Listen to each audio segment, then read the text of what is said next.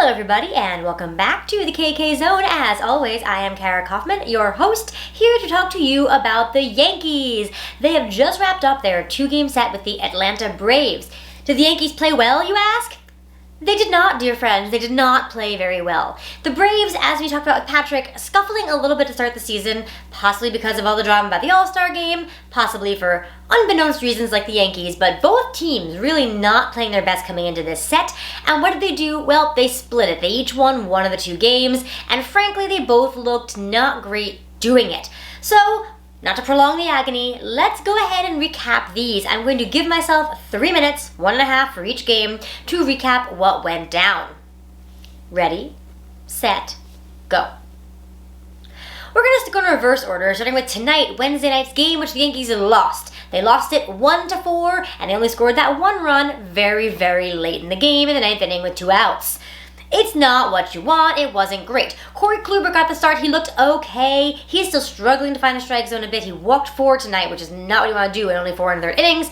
Struck out 2 and allowed 2 runs, which, overall is pretty meh. The bullpen continued to be pretty good. The runs were given up by number 1, poor defense, and number 2, Brooks Kriske, who's the last guy in the bullpen. Yankees are in a 13 straight game stretch right now, so that was, once they were down 3-0 heading into the 9th, they just threw a random guy in there. Hard to blame them for that. In the meantime, Luis Cessa continues to be A+ this season. He looks so good out of the bullpen. More strikeouts tonight, more scoreless innings. Loving to see that from him. Now, here's the crazy thing about this game tonight. Neither team looked very good. Like I said, the Braves did score 4 runs, but kind of sketchy defense on some of those and some more bad luck on shallow balls. On others, one was a solid home run. It happens. But here's the crazy thing. The Braves only had 4 hits. How many times did they walk? 8. How about the Yankees? They had 5 hits and they walked 6 times. That's right, both teams walked more than they hit. That is not fun baseball to watch. For the Braves, Ian Anderson looked very good. And the only other things I have about this game that were fun, Clint Frazier made a fantastic diving catch. That's good. Maybe that's the kind of great defensive play that sparks the good defense like I was talking about before. And Marcell Ozuna for the Braves beat out a double play twice. He is not a guy I think of as speedy, but he really broke up those double plays and they ended up being large for the Braves. The only other thing tonight, Gio Urshela left the game with lower back tightness. Please be okay, Gio. He's been the only guy hitting, so we really need him to not be hurt. Please and thank you. Looking back to last night to end with the better news, Yankees won that game 3-1, which was fantastic. They did it, though, without really hitting very much. Gio Urshela had a solo homer, and the other runs both scored with bases loaded and no hits. I mean, it's not what you want, but you'll take what you can get. In this case, what they got was a bases loaded wild pitch and a bases loaded walk. So thank you, Braves pitching. They lost that game more than the Yankees won it, but a win is a win is a win. And the bullpen, fantastic. Jameson Taillon, best start of the season so far, looked real sharp. I gotta talk about Aroldis Chapman for a second here. He got the save, only a second because he's only had 2 opportunities, but that guy has looked unhittable. Love to see it. How about this? So far in the season, he has 13 strikeouts out of 19 batters faced. That seems good. How about this? He has a 13-game streak going now in which he has allowed 0 runs and struck out at least 2 guys. That seems really good and is a franchise record for longest such streak. And how about this one too?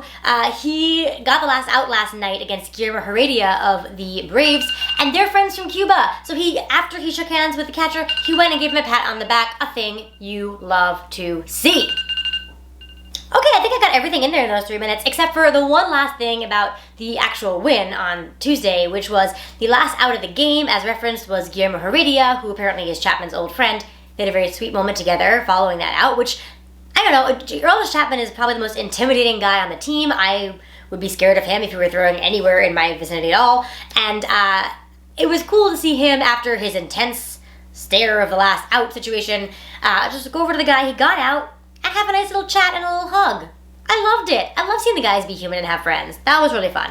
And that same last out of the game, what was the out? Well, it was a foul out to first base, but who was playing first base? It was Mike Ford. That's right, welcome back, Mike Ford. Since Jay Bruce retired, we need a first baseman since Luke Voigt is still hurt but on the road to recovery. So it's Mike Ford's turn. If you recall, he had a really big hot streak in 2019 when they needed him to. That was great. He was pretty brutal last year, but again, it's last year. I kind of throw that away. Mike Ford, not bad at first base, definitely better than Bruce, and it allows DJ to go back and play second. defense better overall, and Mike Ford, lefty hitter with power, plays in Yankee Stadium. But the last out last night was actually a pretty tricky running catch for Ford, which he made. That was just a lovely thing. That was a good play by him that you love to see. Also on Mike Ford is he has a mustache now. We've always seen him clean shaven, but check this out. And not just a mustache, that's like a big league mustache. He looks, dare I say, a smidgen like Don Mattingly. Hey, if that mustache can give him Donnie Baseball's powers, we will take it 7 days a week and twice on Saturdays with great glee. I think it's fun. I think he looks great. I think if they start to win, he's going to keep it forever, or at least until they stop winning again. So maybe Mike Ford's mustache can be the origin of this new winning streak that maybe we're going to start going on tomorrow in Cleveland. Hey, we can always hope. Just two more small things to touch on here. One a Yankee thing, one not. The Yankee thing is TJ LeMahieu on the field before the first game against the Braves received his Silver Slugger Award from last season for being the best hitting second baseman in the American League. Yes, I mean, he won the American League batting title. He was absolutely unstoppable last year, the last 2 years really, so well-deserved piece of hardware for DJ, and he gets that really cool looking silver bat. Real fun. And then the non-Yankees thing is Corbin Burnes has just set a record. He has now struck out 40 guys before he has walked any. That is crazy. That's a record for a starting pitcher. A couple relievers have done more than that, but no starters. So Corbin Burnes for the Milwaukee Brewers looking really, really sharp in the early going, and that is a really great story. And what would a series recap be without more baseball bingo? I can't believe how many squares we are checking off this early. So, two today, one of which is a drama square. We have had a snow delay. Actually, we have had two in the past couple of days. First, the Mets, who have had very bad luck being rained out, snowed out, COVIDed out, just like they have missed so many games early. But in this case, they were playing in Colorado, or they were supposed to be on the 18th, but they got snowed out.